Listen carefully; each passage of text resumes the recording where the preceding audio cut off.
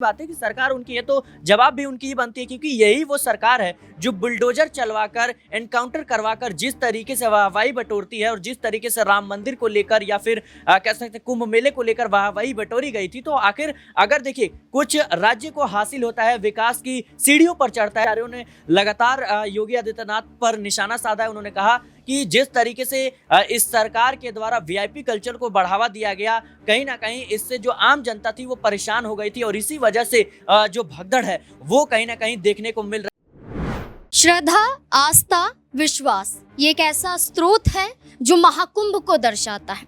उत्तर प्रदेश के प्रयागराज में महाकुंभ की शुरुआत तो भव्य तरीके से हुई। उत्तर प्रदेश के मुख्यमंत्री योगी आदित्यनाथ की तारीफों के पुल बांधे गए, लेकिन जैसे जैसे समय बीता महाकुंभ में घटती घटनाओं के आधार पर भारतीय जनता पार्टी और मुख्यमंत्री योगी आदित्यनाथ के शासन पर सवाल खड़े किए गए। लापरवाही को दर्शाया गया, इंतजाम नहीं है इसको दर्शाया गया। आखिरकार महाकुंभ में आग के लपटे और वहीं दूसरी तरफ लाशों का ढेर बिछ जाना क्या दर्शाता है? क्या व्यवस्था सुचारू रूप से नहीं की गई थी?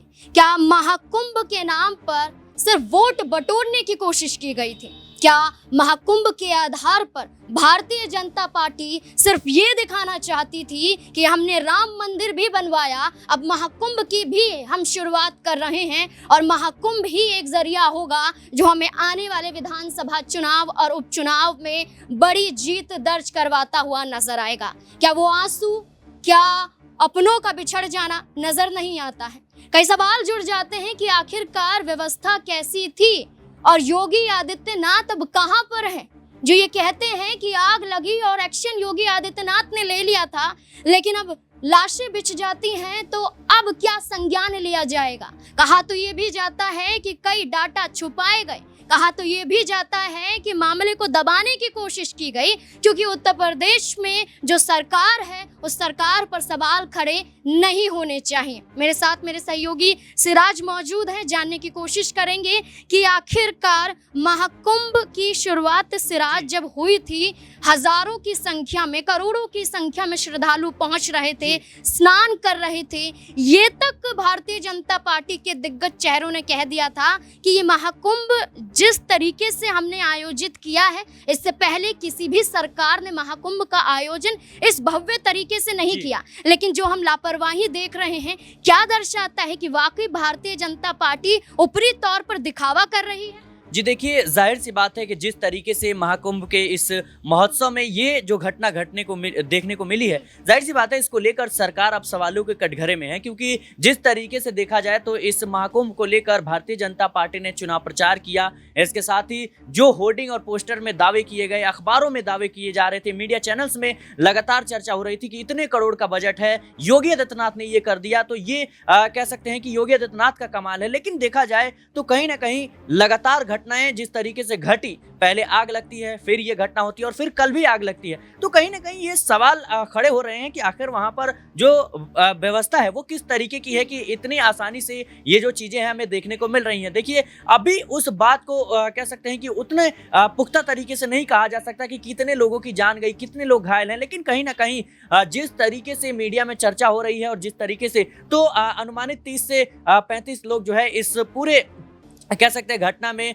वो अपनी जान गंवा बैठे। लेकिन उसकी अगर हम पुष्टि ना करें, लेकिन चर्चा तो लगातार इस बात की हो ही रही है। और देखिए, शंकराचार्यों ने लगातार योगी आदित्यनाथ पर निशाना साधा है। उन्होंने कहा कि जिस तरीके से इस सरकार के द्वारा वीआईपी कल्चर को बढ़ावा दिया गया, कहीं ना कहीं इससे जो आम जनता थी वो परेशान हो गई थी और इसी वजह से जो भगदड़ है वो कहीं ना कहीं देखने को मिल रही है। जो लगातार ये जो घटना है ये इसी वजह से घटी। और देखिए, लगातार तरह तरह की जो फुटेज है, वीडियो है, सोशल मीडिया की बात करें या फिर जो और भी जो नजदीकी सूत्र हैं, उससे पता चलते हैं कि लोग लगातार इस बात से कह सकते हैं नाराज हैं कि योगी आदित्यनाथ की तैयारी तो ठीक थी, लेकिन कहीं ना कहीं जिस तरीके से इसका पूरा चुनाव प्रचार किया गया, जिस तरीके से प्रचार प्रसार किया गया, उस हिसाब से नहीं है। और कह सकते हैं कि महाकुंभ में जाने से 18 किलोमीटर पहले ही लोगों को रोक लिया जा रहा है और वहां पर काफी मुशक्कत करनी पड़ रही है। देखिए, कह सकते हैं ये श्रद्धा का विषय है, भगवान का विषय है और इसमें ज़्यादा टिक्का टिप्पणी करना कह सकते हैं कि उचित नहीं रहता है। लेकिन फिर भी जिन लोगों ने अपने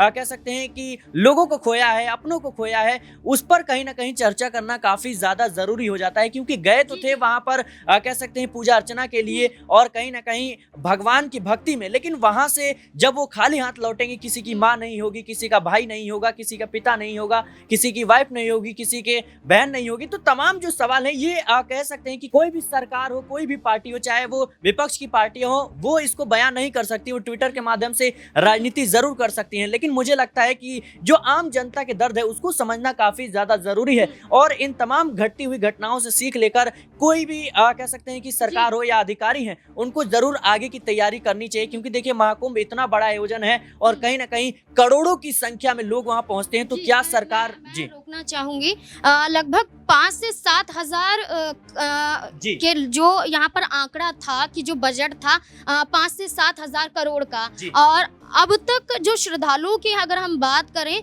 तो वो भी 7 करोड़ तक श्रद्धालुओं ने स्नान कर लिया है। आप समझ सकते हैं कि कितनी संख्या में यहाँ पर लोग पहुँच रहे हैं। सभी चाहते हैं कि महाकुंभ में स्नान करें, लेकिन व्यवस्था नजर नहीं आती है। पुलिस प्रशासन पर हमेशा से आरोप लगते हैं कि योगी राज में गुंडई चलती है, योगी राज में पुलिस प्रशासन सिर्फ मूक दर्शक बनकर खड़ा रहता है। ऐसी घटनाएं घटती हैं तो उसके बावजूद भी कोई संज्ञान नहीं लिया जाता है, लेकिन कई और घटनाएं विपक्ष से जुड़ जाती हैं तो फौरन संज्ञान ले लिया जाता है। तमाम तरीके से देखा जाए तो मुद्दे उठाए जाते हैं। इस पर अब समाजवादी पार्टी के राष्ट्रीय अध्यक्ष अखिलेश यादव से लेकर डिंपल यादव तक ने ये कह दिया है कि योगी आदित्यनाथ को अपने पद की गरिमा बनाने में कहीं ना कहीं विफलता हासिल हुई है, उन्हें अपने पद को त्याग देना चाहिए। क्या लगता है, वाकई फेलियर योगी आदित्यनाथ का साबित हो रहा है? जी देखिए, इस तरह की जो घटना है ये कहीं ना कहीं शासन प्रशासन पर जरूर कह सकते हैं कि सवाल खड़े करती है। और देखिए, जिस तरीके से चंद्रशेखर आजाद हो या फिर तमाम विपक्ष के नेता हो, वो योगी आदित्यनाथ को निशाने पर ले रहे हैं। जाहिर सी बात है कि सरकार उनकी है तो जवाब भी उनकी ही बनती है, क्योंकि यही वो सरकार है जो बुलडोजर चलवाकर, एनकाउंटर करवाकर जिस तरीके से वाहवाही बटोरती है और जिस तरीके से राम मंदिर को लेकर या फिर कह सकते हैं कुंभ मेले को लेकर वाहवाही बटोरी गई थी। तो आखिर अगर देखिए कुछ राज्य को हासिल होता है, विकास की सीढ़ियों पर चढ़ता है, तो फिर उस सरकार को ही कह सकते हैं क्रेडिट देना चाहिए। लेकिन अगर राज्य में इस तरह की विफलता अगर होती है तो जाहिर सी बात है सरकार ही को जवाब देना पड़ेगा। और मुझे लगता है कि जो अधिकारी हैं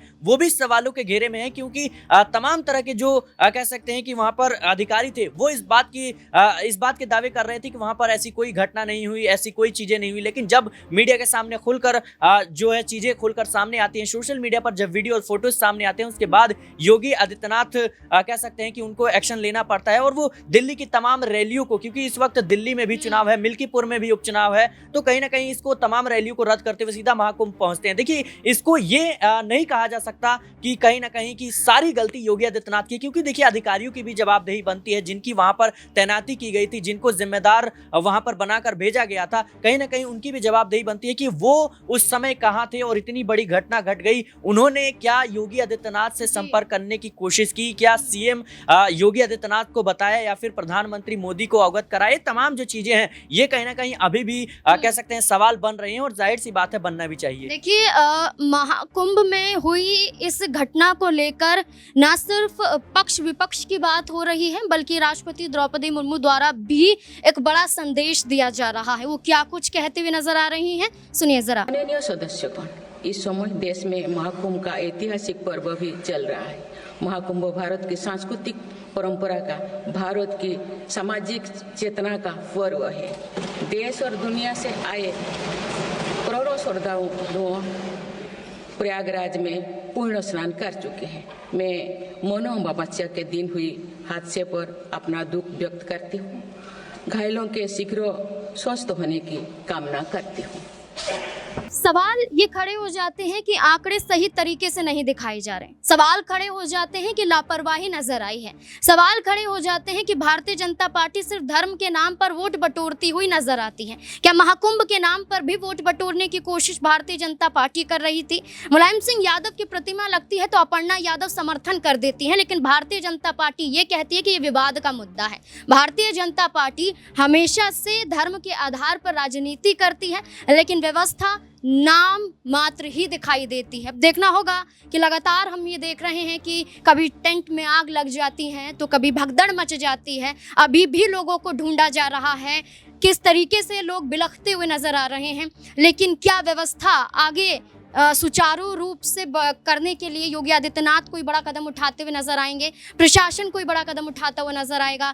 अभी काफ़ी कुछ महाकुंभ में देखना है। तमाम श्रद्धालु आ रहे हैं, विदेश से भी आ रहे हैं, श्रद्धा उनकी देखने को मिल रही है। लेकिन ऐसी घटना दिल को झंझोर देती हैं जब ऐसा लगता है कि हम सुरक्षित नहीं हैं। महाकुंभ में हुई घटना को लेकर आपको क्या लगता है? अपनी राय कमेंट सेक्शन में ज़रूर दें। देखते रहें SPN 9 न्यूज़। धन्यवाद।